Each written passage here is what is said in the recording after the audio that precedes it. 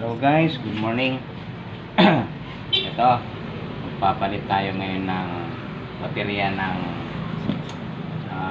mini chainsaw. Ayan, ito yung mga luma. Ayan, paano magpalit? Alternate lang po. Negative, positive, negative, positive, negative. Ito yung pinaka-negative niyan. Dito sa kabila, ayan, positive, negative, positive, negative, positive. Ito yung magiging positive niya sa dulo. Ngayon, hihinangin natin yan to. Ayan, magkakatabi yan. Ayan. Para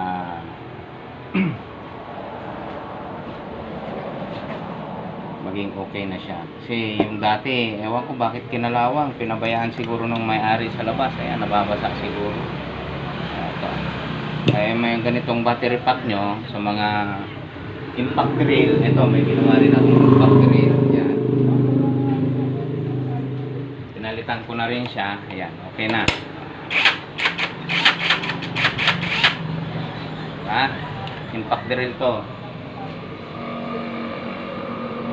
Ayan. Kasi mahal ang battery ng impact drill at saka yung mini chainsaw nasa 4,000.